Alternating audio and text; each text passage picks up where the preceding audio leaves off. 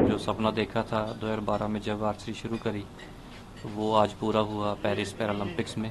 इससे पहले भी ब्रॉन्ज जीत चुका था, लेकिन गोल्ड का मज़ा ही अलग है।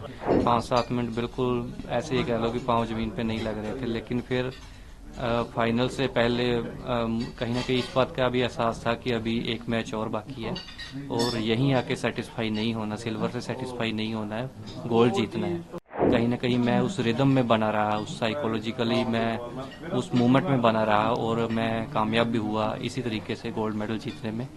बहुत प्राउड फील हो रहा है जी, बहुत अच्छा लग रहा है कि जो सालों की मेहनत थी, जो जो सपना देखा था 2012 में जब आर्चरी शुरू करी, तो वो आज पूरा हुआ पेरिस पैरालंपिक्स में। इससे पहले भी ब्रॉन्ज जीत चुका था, लेकिन गोल्ड का मज़ा ही अलग है, तो वो सपना आज पूरा हुआ। गोल्ड मेडल जीतने की सबसे खास बात यह होती है कि आपका राष्ट्रीय गान बजता है और आपका राष्ट्रीय ध्वज सबसे ऊपर जाता जी है। आप जब पोडियम पे खड़े हुए और राष्ट्रीय गान बजा तो वो फीलिंग को अपने शब्दों में डिस्क्राइब करें। जी, बहुत ही बढ़िया फीलिंग थी वो कि पूरा जो स्टेडियम था वो आर्चरी की जो एरिना था वो भरा हुआ था दर्शकों से।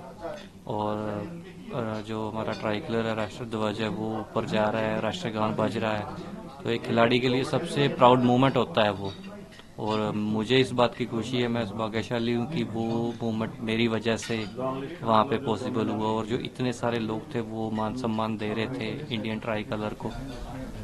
जब भी कोई गोल्ड मेडल जीतता है या मेडल जीतता है तो मोदी जी को खासकर कॉन्ग्रेचुलेट करते हैं। पीएम जब कॉन्ग्रेचुलेट करता है किसी को तो कितना प्राउड मोमेंट होता है खिलाड़ी के लिए कि देश का प्रधानमंत्री आपको बधाई दे रहा है। जी, बहुत खुशी होती है कि जो देश के प्रधानमंत्री हैं वो खिलाड़ी को मेडल जीतने के बाद हौसला अफजाई करते हैं, यहाँ आने से पहले भी और मेडल जीतने के बाद भी।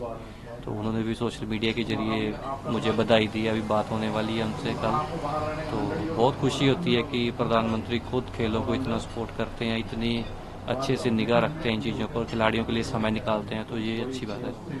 आप ओवरऑल अपने परफॉर्मेंस के बारे में क्या बोलेंगे? आप क्या ओवरऑल अपना इंडिविजुअल में जो आपका गोल्ड आया, फिर आप मिक्स में मेडल से चूक गए थोड़े से, जी जी तो आप ओवरऑल अपने परफॉर्मेंस के बारे में इस पैरालंपिक्स में क्या बोलेंगे? जी, देखिए हमारी तैयारी अच्छी थी।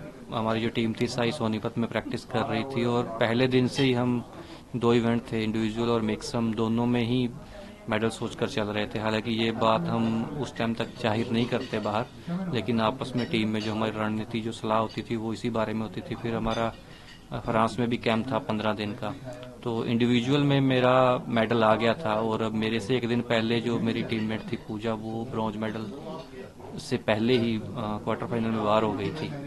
तो ये था कि इस बार दोबारा से मिक्स टीम में भी हम अच्छा खेलेंगे, मेडल जीतेंगे, लेकिन अनलकीली हम बिल्कुल पास आके ब्रॉन्ज मेडल लूज कर लिए। जहां गोल्ड मेडल की खुशी है, तो वहां कहीं ना कहीं इस बात का मलाल भी है कि एक और मेडल देश के लिए आता आता रह गया। और मैं समझता हूं कि मुझे, मेरे वो जो टीम मेट है उसके लिए मुझे ज़्यादा बुरा लग रहा है कि काश हम और अच्छा खेले होते दोनों ही, और देश के लिए एक और मेडल आता और मेरे साथ एक मेडलिस्ट और जुड़ता हमारी टीम में। ये मेडल आप किसको समर्पित डेडिकेट करना चाहेंगे? ये मेडल मैं मेरे कोचेस को, मेरी फैमिली को, जिनका भी मेरे साथ आज तक पूरा सपोर्ट रहा, उन सभी को डेडिकेट करना चाहूँगा। खासतौर पे मेरे कोचेस की जो मेरे साथ गाइडेंस रही, गौरव शर्मा सर की, जीवन जोत सर मेरे कोच साहब हैं, उनकी जो मेंटरशिप रही, और मेरी फैमिली का भी सेक्रीफाइस रहा कि मैं महीनों घर से बाहर रहता था, कैंप में रहना, विदेश में भी ट्रेनिंग की,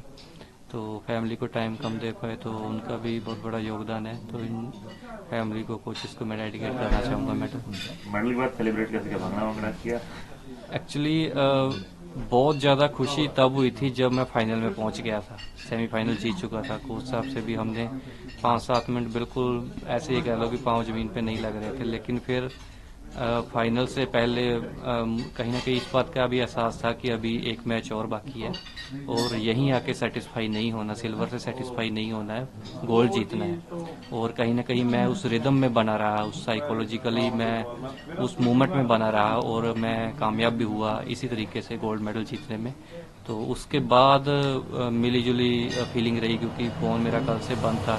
मेरा आज के मैचेस पे ज़्यादा फोकस था, मिक्स टीम पे, क्योंकि इसमें भी मेडल आना ज़रूरी था हमारे लिए या मेरे साथियों के लिए, लेकिन अनलकीली इसमें मेडल नहीं आ पाया। तो जहाँ गोल्ड की खुशी है तो वहाँ चलो इस बात की थोड़ी निराशा भी है। तो इसलिए मुझे लगता है कि चलो इन चीज़ों से निकलने में भी समय लगता है, लेकिन जब गोल्ड मेडल गले में पहने देखते हैं तो देख के खुशी भी होती है। काफी सवाल, ये मेडल जीते मैं देश को क्या संदेश देना चाहेंगे? देश को मेरा यही संदेश है कि सबसे पहले तो मैं आम लोगों को कि आप स्पोर्ट्स से जुड़िए। जो भी दिव्यांगजन है वो पैरा एथलेटिक्स में आए, पैरा स्पोर्ट्स में आए। तो यही संदेश है मेरा, और मेरे साथी खिलाड़ियों से भी जिनके मेडल आए हैं उनको शुभकामनाएं, बधाई, और जिनके नहीं आए वो अपने आप पर भरोसा रखें, अपनी मेहनत जारी रखें।